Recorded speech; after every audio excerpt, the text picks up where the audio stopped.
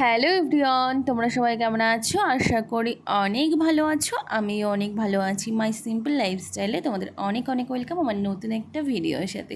তো সকাল সকাল সেজে গুজে কোথায় যাচ্ছি বলো তো? মায়ের সাথে আজকে যাব মায়ের মন্দিরে, মানে আমাদের গোবরডাঙ্গা কালীবাড়িতে পুজো দিতে। তো অনেক দিন আগে মা মানসিক করেছিল, জানি না কেন মানসিক করেছিল। তো মা বলছে চল একটু মায়ের পুজো দিয়ে আসি। তো আমারও না মনটা অনেক টানছে জানো তো, কারণ অনেকগুলো বছর পরে আমি এলাম এই মন্দিরে। তো অনেকগুলো বছর আর আসা হয় না। তো দেখো দিয়ে দুই দিক দিয়ে তোমরা দেখছো না, এগুলো হলো শিব মন্দির, আর এই যে বড় যে মন্দিরটা সামনে, তো এটা কিন্তু মায়ের মন্দির। তো আমরা এখন চলে এসেছি। তো এখানে আমার মা একটু ডালাটা রেডি করে নেবে, মানে ডালাগুলো সাজিয়ে নেবে। আর পুজো কিন্তু এখনও শুরু হয়নি, একটু পরেই হয়তো পুজো শুরু হবে। তো তারপরে এখানে এই যে মা ডালাটা সাজিয়ে নিল। তো এখানে একটা ডালা আমার, একটা ডালা মায়ের। তো দুজনে দুটো ডালাতে আমি নাম গোত্র লিখে দিয়েছি। তো মা দিয়ে আসতে গেছে। আর এদিকে দেখো শান্তনু, ও বলছে ওর নামটা নাকি ওই লিখবে। তো আমি বললাম তাহলে লেখ। তারপরে ওর নামটা লিখছে। আর ও অঞ্জলি দেবে না, কেননা ও খেয়ে এসছে। তাই বললাম খেয়ে দিয়ে কি অঞ্জলি দেওয়া যায়? যেহেতু ও ছোটো, সেটা আমি একদমই মনে করি না যে খেয়ে পুজো করা যায় না, কারণ ভক্তিতেই মুক্তি। তো যাই হোক, ও এখানে আমাদের অঞ্জলি টঞ্জলি দিয়ে পুজো সম্পূর্ণ হয়ে গেছে। তো তারপরে এখানে চন্দ্রমৃত্যুর ব্যবস্থা করা হয়েছিল, তো সবাইকে চন্দ্রমৃত্যু দিচ্ছে। তো আমিও একটু খেয়ে উপোসটা ভাঙলাম। তো তারপরে চলে এলাম এখানে শিব মন্দিরে। আর এই শিব মন্দিরে না প্রচুর ভিড় হয় জানো তো, যখন শিবরাত্রি থাকে, তারপরে নীল পুজো থাকে, তখন প্রচুর ভিড় হয়। গত বছর আমি এসছিলাম শিব মন্দিরে শিবরাত্রে, কিন্তু আর আসা হয়নি।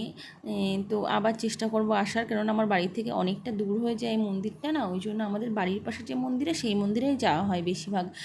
তো এখানে দেখো যে ধূপকাঠি মোমবাতি সবাই ধরাচ্ছে। তো আমার মা ধরিয়েছিল, আমি আর ধরাতে পারিনি, কেননা যেহেতু আমার হাতে ডালা ছিল, তারপরে শান্তনুও ছিল, তো সবটা মিলিয়ে আর ধরানো হয়নি। আর এই ভিডিওটা করেছিলাম গণেশ চতুর্থ পুজোর দিন। তো যেহেতু এখানে সকালের দিকে গেছিলাম মায়ের পুজো দিতে, তো ওখান থেকে এসে তারপরে সন্ধ্যা হয়ে গেছে। তো এখন যাব আমাদের মেদিয়া বাজারে।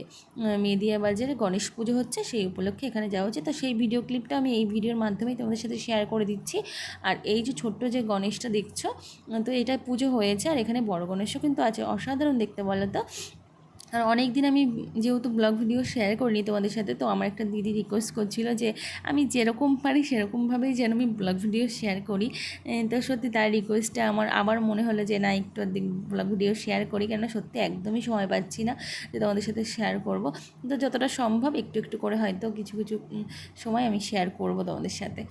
তো দেখো এখানে প্রচুর ভিড় হয়, আর প্রত্যেক বছরই এখানে কিন্তু বেশ পুজো হয়, গণেশ পুজোটা। তো গত বছর আমি আসবো করেও আর আসা হয়নি, তো এবছর একদম মিস করে নিয়ে চলে এসেছি। আর এখানে দেখতেই পাচ্ছ লাইন দিয়ে কিন্তু সবাই প্রসাদ নিচ্ছে।